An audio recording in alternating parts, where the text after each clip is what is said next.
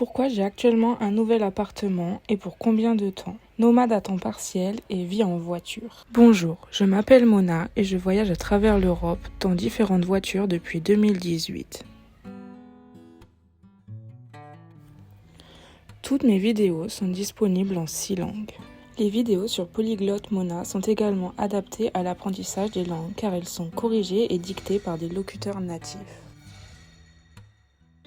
Dans cette vidéo, je vous explique pourquoi j'ai un appartement depuis le 1er mars 2023 et combien de temps j'y resterai. Pour comprendre pourquoi être dans un appartement est une lutte pour moi, vous devez d'abord comprendre quel genre de personne je suis. Je me sens plus à l'aise quand je peux être dans la nature. Si je pouvais choisir entre passer la nuit dans une petite voiture comme une City Ibiza ou rester dans un appartement, je choisirais toujours la voiture. Il y aura une vidéo séparée sur mes aventures avec la petite Cite. J'aime tellement la nature que je préfère toujours me baigner dans une rivière ou un lac plutôt que de prendre une douche, même s'il fait moins de 0 degré dehors. Si je suis dans un appartement, plus de quelques jours, je commence à déprimer. Je mange trop et trop malsain, je regarde des films au lieu de produire des vidéos et des e-books utiles. Et j'ai besoin de 10 heures de sommeil par jour. Et je suis constamment fatiguée. J'aime travailler dans la voiture parce que j'ai des fenêtres tout autour qui laissent entrer la lumière. Et je peux voir la nature à travers.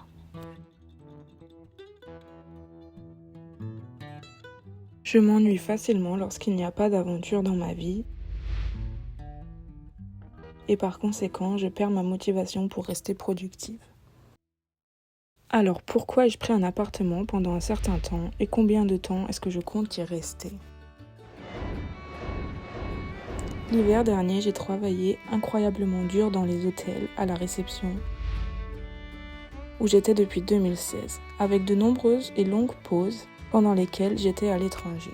Parfois, je devais enchaîner 2 services de 8 heures, par exemple un le matin et un le soir, ou commencer mon prochain service en ayant eu seulement 8 heures de repos, c'est-à-dire travailler tard le soir puis la nuit, ensuite 8 heures de pause et pour finir un service jusqu'à tard le soir. Il faisait très froid dans mon Kodiaq, parfois avec des températures inférieures à 0 degré Celsius pendant plusieurs jours. Mon Kodiaq n'avait pas de chauffage d'appoint, donc je ne pouvais chauffer la voiture qu'en roulant, car on ne peut pas se garer et laisser le moteur en marche en Allemagne. J'étais donc complètement fatiguée et dépassée et j'ai fait un burn-out. Un psychiatre voulait que j'aille dans une clinique psychiatrique pour quelques semaines, mais aucune clinique à l'époque n'avait la capacité de traiter les problèmes aussi mineurs que les miens. J'ai séjourné dans un Airbnb pendant une journée ou plus, presque chaque semaine.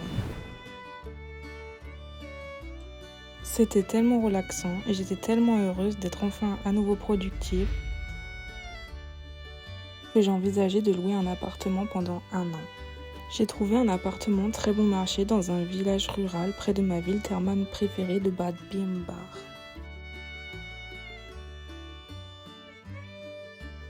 En fait, je voulais garder l'appartement jusqu'à ce que j'aie ma Skoda Enyaq. Mais je ne supportais pas d'être en appartement, j'étais déprimée. J'étais constamment fatiguée, je dormais mal, j'étais irritable, de mauvaise humeur, démotivée, je mangeais trop et je ne me sentais pas bien.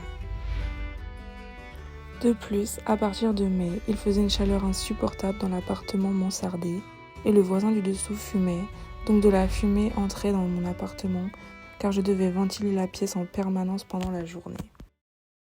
Quand j'ai découvert que même dans une petite City Ibiza où je n'ai même pas assez d'espace pour m'allonger complètement dans le lit, j'étais plus heureuse que dans l'appartement.